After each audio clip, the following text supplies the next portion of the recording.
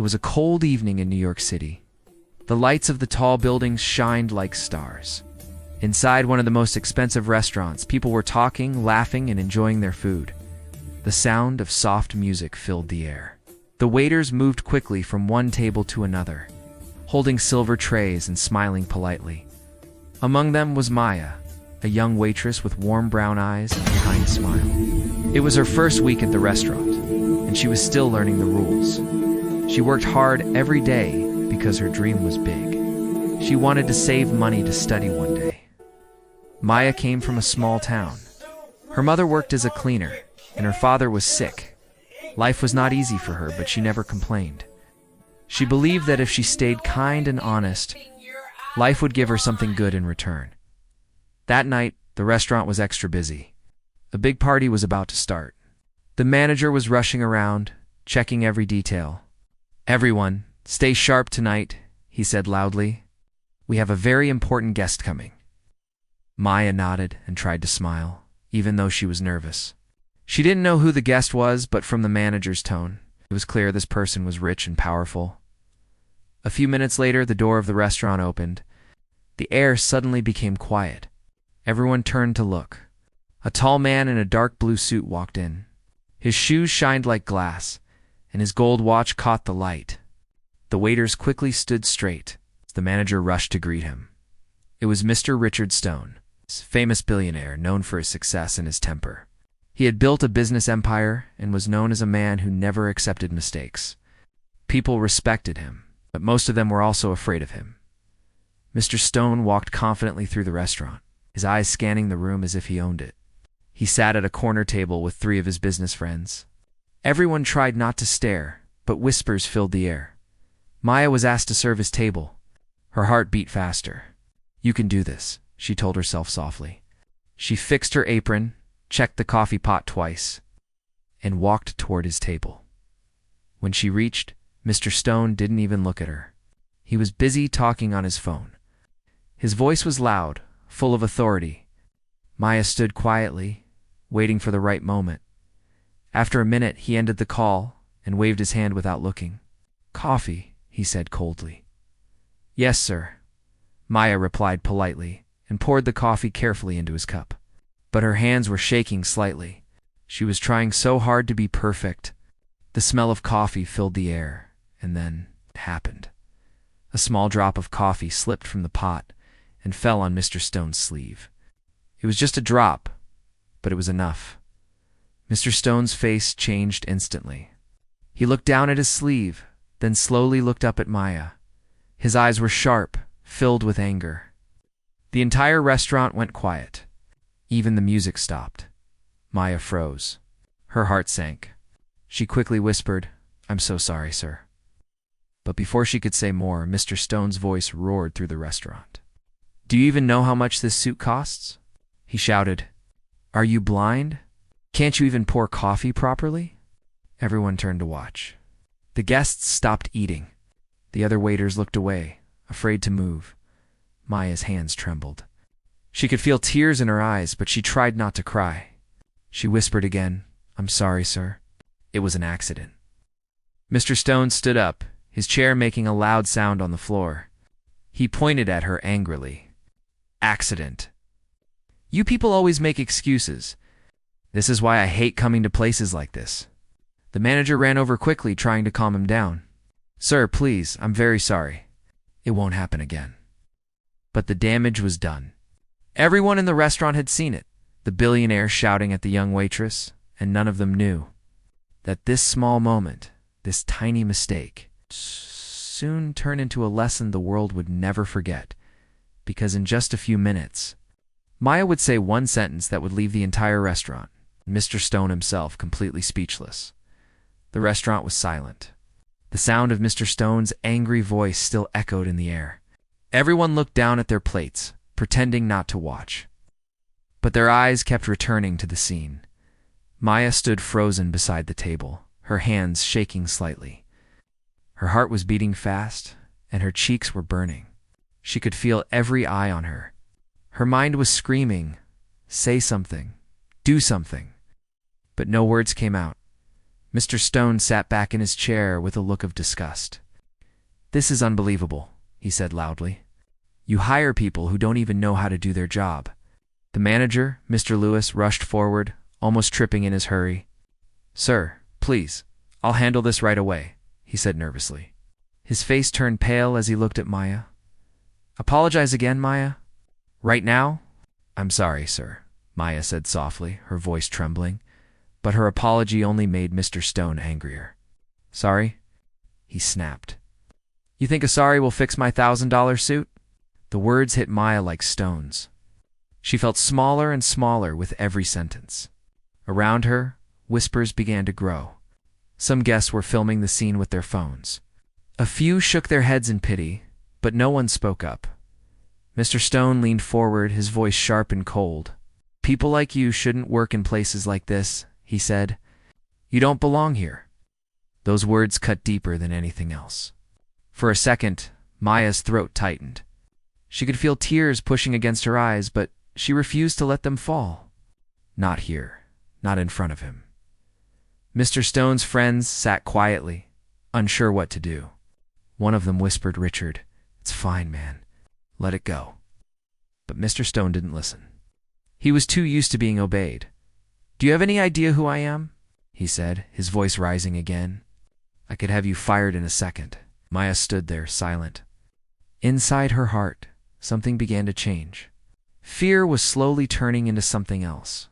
A strange, quiet strength. She remembered her mother's words from years ago.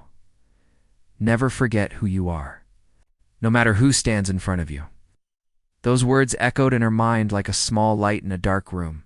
The manager whispered to her again. "Maya, just go to the kitchen. I'll handle this."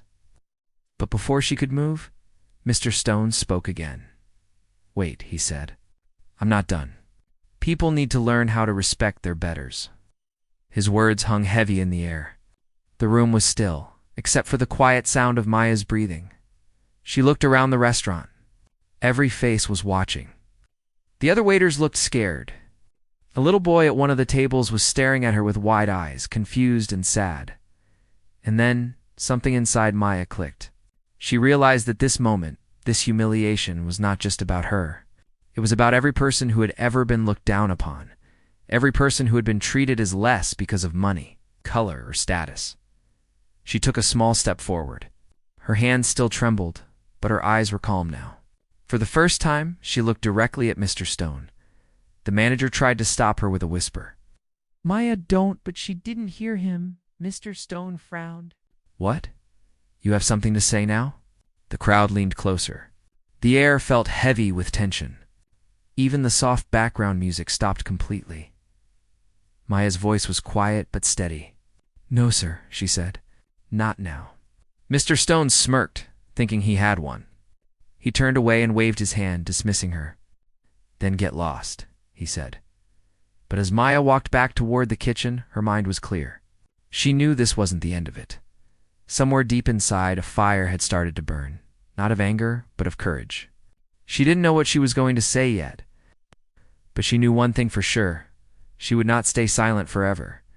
And when the moment came, her words would not just defend her, they would change everything. The next few minutes felt like hours for Maya. She walked back toward the kitchen, her hands still shaking slightly. The noise of the restaurant slowly returned, but it wasn't the same. Everywhere she went, she could feel eyes following her, whispering, judging, and pitying. In the kitchen, Maya stood near the counter, pretending to wipe plates. Her coworker, Nina, walked up to her quietly. "Are you okay?" she asked softly. Maya tried to smile. "I'm fine," she said, even though her voice trembled.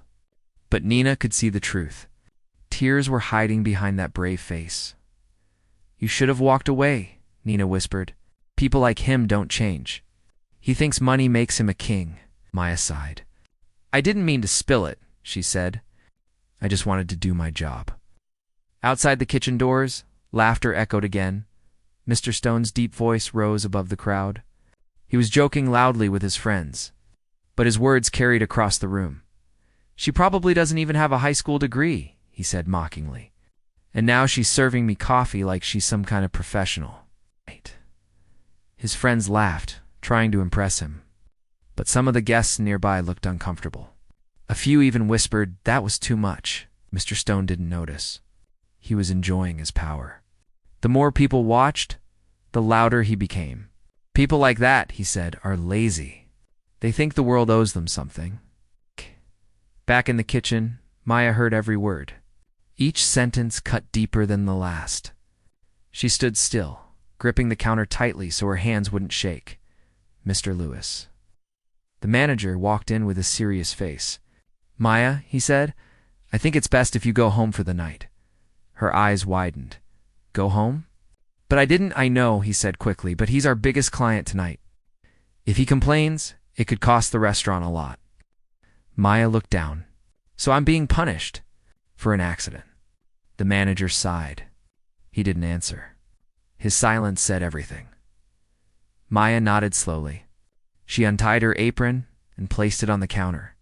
Okay, she whispered. She started walking toward the exit. But just before she could leave, she stopped. Through the glass window, she saw Mr. Stone again. He was still laughing, still pointing at her table. Something inside her broke, but not in a weak way. It was the kind of break that sets something free. She pushed the kitchen doors open and walked back into the dining area. Every head turned as she stepped forward. The sound of her footsteps echoed softly on the marble floor. Mr. Stone noticed her and frowned. Oh, she's back, he said sarcastically. Come to spill something else? Maya didn't reply. She just stood beside the table, calm and quiet. The entire restaurant went silent again. Even his friends stopped smiling. Mr. Stone leaned back in his chair, smirking. Well, do you have something to say? Maya looked straight at him. Her voice was soft, but steady. You said people like me don't belong here, she said slowly. But maybe it's people like you who forget where they came from. A small gasp rippled through the restaurant. Mr. Stone's smirk faded. What did you say? He asked, his tone cold. You think your money makes you better than everyone, Maya said. But when you talk like this, it only shows how small your heart is. The room went completely still. Even the waiters stopped moving. Mr. Stone opened his mouth to reply, but no words came out. He wasn't used to being challenged, especially not by someone like her. Maya took a deep breath. You can fire me if you want, she said, but you can't take away my dignity. Then she quietly turned and began walking toward the door again. No one stopped her this time. Some guests even started clapping softly. One woman whispered, Good for her. Mr. Stone sat in silence, his hands tightening on the tablecloth. For the first time, he felt something strange, not anger, but shame.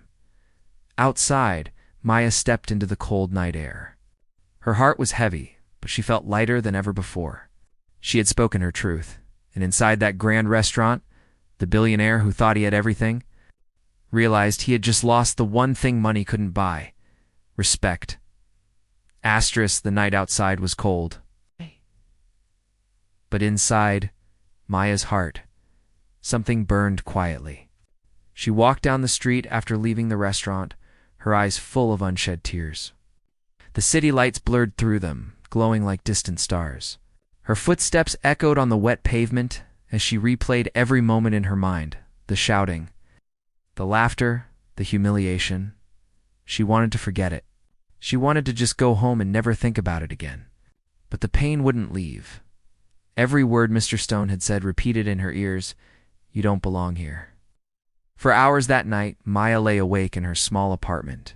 Her room was tiny, barely big enough for a bed and a chair. The wallpaper was old, and the heater made soft clicking sounds. But it was her home, her little corner of peace in a noisy city. She looked at the photo of her parents on the bedside table. Her mother's smile was full of hope, even though life had never been kind to her. Maya whispered softly, I didn't do anything wrong, Mama. I tried my best. The next morning, sunlight streamed through the window. Maya didn't feel like getting up, but she knew she had to. She couldn't afford to lose her job. She got dressed quietly, tying her hair neatly, and walked back to the restaurant. As she entered, the staff went silent for a second. Some looked surprised, Others looked worried. Nina ran up to her. "You came back?" she asked in disbelief. Maya smiled faintly. "Yes," she said. "I can't hide forever." The manager, Mr. Lewis, came out of his office. His eyes widened when he saw her. "Maya," he said, "I thought you'd take a few days off." "I need this job," she said calmly, "and I need to face what happened." He sighed. "All right. But please, stay quiet if that man comes again. We can't afford any more trouble." Maya nodded. "I understand." But deep down, she wasn't sure she could stay silent again. Later that evening, as the restaurant started to fill with guests, the door opened and once again, Mr. Richard Stone walked in. The room tensed instantly. Everyone remembered what had happened.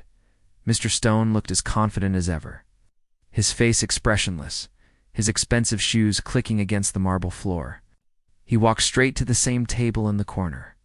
Maya froze when she saw him. Her chest tightened, but she didn't move.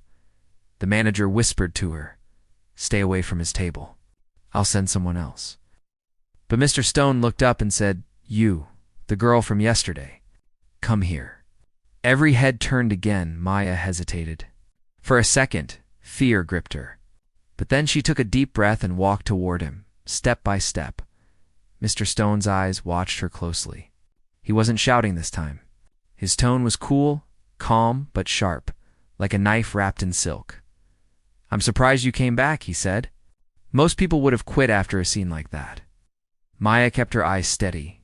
"I needed this job," she said softly. He smiled slightly. "Good, maybe you learned your lesson about being careful." She didn't respond.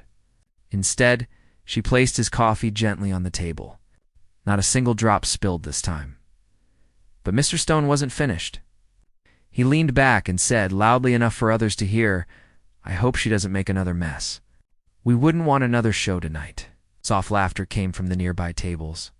Maya stood still, her hands folded. But this time, she didn't feel small. She didn't feel scared. Something had changed. Her silence wasn't weakness anymore, it was power. She looked at him, her eyes calm and steady. "Would you like anything else, sir?" she asked politely. He smirked. "Respect. But I don't expect that from people like you." That line hit her hard, but she didn't flinch. The restaurant went quiet again. Even the laughter stopped. Everyone waited to see what she would do. She simply nodded and said, "Excuse me?" "Sir?" before walking away. But in that short walk back to the counter, she knew something clearly. She would not let him humiliate her again. Her silence tonight was not surrender. It was the calm before a storm, because soon her next words would shake the entire restaurant. And the man who thought he owned the world would finally learn what real respect meant. The restaurant was quiet again, too quiet. The soft music that usually filled the air had stopped. Even the waiters moved slower, afraid to make a sound. Every time Maya walked past Mr. Stone's table, people's eyes followed her. Everyone remembered what had happened the night before. Everyone could feel something was about to happen again. Maya tried to focus on her work. She carried plates, poured drinks, smiled politely. On the outside, she looked calm. But inside, her heart was a storm. Every time she heard Mr. Stone's voice, that storm grew louder. He was laughing again. He was talking about his company, his cars, his money. "You see," he told his friends, "when you're successful, people treat you like a king. Even the ones who hate you serve you." His words made Maya pause for a second. She looked at him from across the room. There was no kindness in his face, only pride. A few minutes later, the manager came to her nervously. "Maya," he whispered, "Mr. Stone asked for more coffee. Can you handle it?" She looked at him. "Yes," she said calmly. "I can handle it." Her hands didn't shake this time. She poured the coffee, took a deep breath, and started walking toward the table. The entire restaurant seemed to watch her. Mr. Stone looked up as she approached. "Ah," he said with a smirk, "the brave one is back." His tone was mocking. His friends chuckled. Maya placed the cup gently in front of him. "Your coffee, sir?" she said quietly. He leaned forward, still smiling. "So tell me," he said, How does it feel working for people who can buy your entire life with a single check? His friends laughed louder. The sound cut through the silence like glass breaking, but Maya didn't move. Her face remained calm. Her eyes didn't blink. "I asked you a question," Mr. Stone said, his smile fading a little. Maya took a slow breath. Her heart was pounding, but her voice, when she finally spoke, was steady. "It feels fine, sir," she said softly, "because money can buy many things, but not class." The words landed like a thunderclap. The laughter stopped. The entire restaurant froze. Forks paused in midair, and heads turned. The silence that followed was so deep, it felt like even the walls were listening. Mr. Stone blinked, his expression unreadable. "What did you say?" he asked slowly. Maya looked straight into his eyes. "I said, money can buy suits, cars, and restaurants," she replied, "but it can't buy respect or class." A quiet gasp moved through the crowd. Mr. Stone opened his mouth to reply, but nothing came out. His lips parted, but no words formed. He was a man used to control, yet in that moment, he had lost it completely. Maya didn't shout. She didn't cry. She simply stood tall, calm, and confident. For the first time, the power in the room wasn't his. It was hers. One of his friends looked down awkwardly. Another shifted uncomfortably in his chair. The manager stood frozen, his eyes wide. Then, from a corner table, someone started clapping. It was soft at first, 1, 2 claps, and then it spread. Soon, the whole restaurant was applauding. The sound filled the air like a wave. People smiled. Some nodded in approval. Others whispered, "Good for her." Maya didn't smile. She simply bowed her head slightly and turned to walk away. Mr. Stone sat there silent, his face pale. For the first time, he didn't feel like a billionaire. He felt like a man, small, human, and ashamed. As she walked back toward the counter, her eyes filled with quiet strength. She didn't care about the applause. She didn't do it for them. She did it for herself.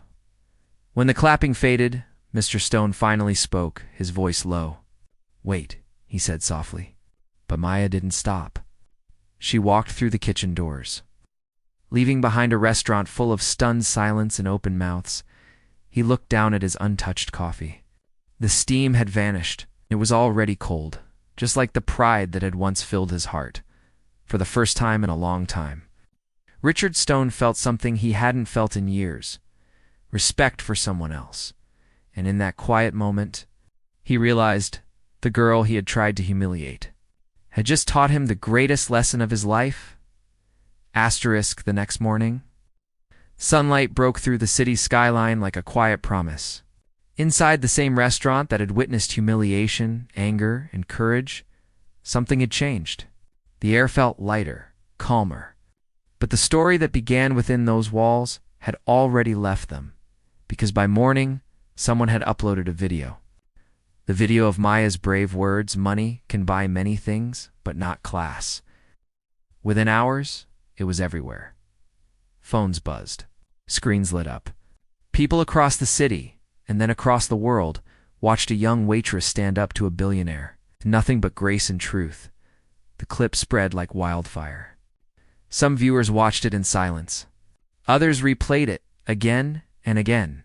Comments poured in. "Respect to her. She's a queen." That line hit harder than any speech. By evening, Maya's name was trending online, but she didn't even know. She was at home, sitting by her small window, sipping tea. The same tea she could barely afford 2 days ago. Her phone kept vibrating with messages and missed calls, but she didn't look at it. She didn't crave attention. All she wanted was peace. Nina burst into her apartment, breathless. "Maya, you're everywhere. You're viral." Maya blinked in confusion. "What?" Nina showed her the phone screen, the video playing again and again. Maya watched herself, standing tall, calm, brave. She couldn't believe it was her. "I didn't mean for this to happen," she whispered. "But it did," Nina said, smiling. "And people are proud of you." That night, Thousands of strangers posted her video with captions like, "Dignity is stronger than money," and "The waitress who taught the billionaire a lesson." Meanwhile, far across the city inside a tall glass building, Richard Stone sat in his office, watching the same video in silence. His phone hadn't stopped ringing since morning. Journalists wanted statements. Business partners wanted explanations. Some clients even canceled meetings, saying they were disappointed. He turned off his phone. His reflection in the window stared back, tired, ashamed, shamed, and strangely human. For the first time in years, he saw not the billionaire, not the businessman, but the man who had lost himself chasing power. He remembered her face, calm, brave, steady, and her voice that one line that had shattered his pride more than any failure ever could. "Money can buy many things, but not class." Those words followed him everywhere. The next evening, Richard Stone walked back into the same restaurant. This time, people whispered again, but not out of fear. Out of curiosity, he asked the manager, "Is she here?" Mr. Lewis nodded nervously. "Yes, sir. She's in the back." Maya came out slowly, surprised to see him. The same man who had yelled, mocked, and humiliated her now stood quietly, holding his hat in his hand. For a few seconds, neither spoke. The restaurant watched in silence. Then Richard said softly, "I came to apologize." Maya's eyes widened. She didn't expect that. "I was wrong," he continued. "Completely wrong.